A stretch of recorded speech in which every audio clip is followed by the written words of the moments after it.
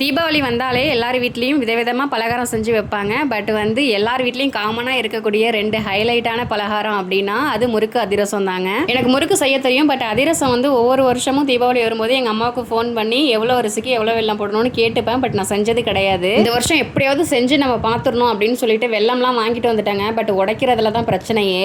சொந்த வீடாக இருந்துச்சுன்னா டமால் டுமால்னு நம்மளே உடச்சிக்கலாம். பட் இது வாடகை வீடு இல்லையா, கொஞ்சம் சத்தம் கேட்டுச்சுன்னு வச்சுக்கோங்களேன், என்னம்மா அங்கே சத்தம் அப்படின்ட்டு ஒன்று ஃபோன் கால் வந்துடும், அப்படி இல்லைன்னா நேராக வந்துருவாங்க.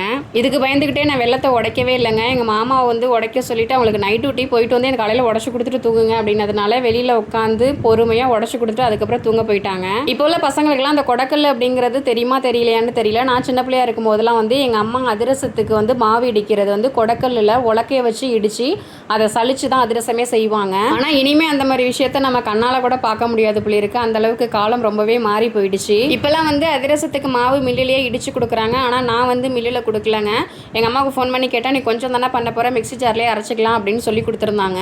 எங்கள் அம்மா சொல்லி கொடுத்த மாதிரி தாங்க எல்லாமே பண்ணினேன். அரிசி ஊற வச்சது எல்லாமே கரெக்டு தான். மிக்ஸி ஜாரில் நான் போட்டு அரைச்சதுமே கரெக்டு தான். இன்னும் கொஞ்சம் நைஸாக அரைச்சிருந்துருக்க முடியிருக்கு. கொரகொரப்பாக இருக்கும்போதே இதான் பாதம் போல இருக்குது அப்படின்னு சொல்லிட்டு நான் அள்ளி வச்சுட்டேன். பாகுமே சூப்பராக காய்ச்சி வச்சுட்டாங்க. அந்த கம்பி பாதம் எல்லாமே உருட்டி முட்டாய் மாதிரிலாம் இருந்துச்சு, அழகாக இருந்துச்சு. அதெல்லாம் வீடியோவில் கட்டிட்டு சூப்பராக செய்ய போகிறேன் அப்படின்னு சொல்லிட்டு செய்ய ஸ்டார்ட் பண்ணிவிட்டு எல்லாத்தையும் மிக்ஸ் பண்ணி பாகில் கலந்து ஒரு துணி போட்டு கட்டி வச்சுட்டேன். எங்கள் அம்மா வந்து அதிரசத்துக்கு பாகு மண்பானையில் காய்ச்சிட்டு அதில் தான் மாவு மிக்ஸ் பண்ணி மேலே துணி கட்டி வைப்பாங்க. அதே மாதிரி நானும் துணி கட்டணும் போல இருக்குன்னு கட்டி வச்சுட்டு எங்கள் அம்மாவுக்கு ஃபோன் பண்ணாங்க. எங்கள் அம்மா உடனே துணி எதுக்கு கட்டி வச்சேன் அப்படின்னு கேட்டாங்க. நான் வந்து காற்று போகாமல் இருக்கணும்லமா அப்படின்னு சொன்னேன். பட் எனக்கு எதுக்குன்னே தெரியாது. நேற்று தான் எங்கள் அம்மா சொன்னாங்க அது எறும்பு போகாமல் இருக்கிறதுக்காக நான் கட்டி வைப்பேன், உங்கள் வீட்டில் தான் எறும்பு வராதே, நீ எதுக்கு கட்டி வச்சேன். அடடா மண்டமில் இருக்கிற கொண்டையே மறந்துட்டோமே அப்படின்னு நினச்சேன். உடனே செய்கிறம்மா அப்படின்னதுக்கு ஒரு நாள் வச்சு தான் பண்ணணும், அவசரப்படாதான். நாங்கள் மறுநாள் காலைல டிஃபன் முடித்த உடனே வந்து நான் அதிரசம் செய்யலான்னு பார்த்தா மாவு வந்து கொரன்னு அரைச்சிட்டோம் போல இருக்குங்க. வெடிப்பு விட்டுட்டு கொரன்னு ஆயிடுச்சு. அதுக்கப்புறம் நல்லா தட்டி பண்ணலாம், சென்டரில் ஓட்ட போட்டு பண்ணி பார்க்கலான்னு பார்த்தா அப்பயுமே இப்படி தாங்க வந்துச்சு. ஃபர்ஸ்ட் டைம் செய்கிறதுனால ரொம்ப ஆசையாக பண்ணாங்க. பட் இந்த மாதிரி வந்ததுனால மனசு கொஞ்சம் வருத்தமாயிடுச்சுங்க. அதனால் முயற்சியை கைவிட மாட்டேன், முடியும் வரை முயற்சிப்பேன். வீடியோ பிடிச்சிருந்துச்சு அப்படின்னா லைக் பண்ணுங்கள். ஓகே, தேங்க்யூ, பாய்.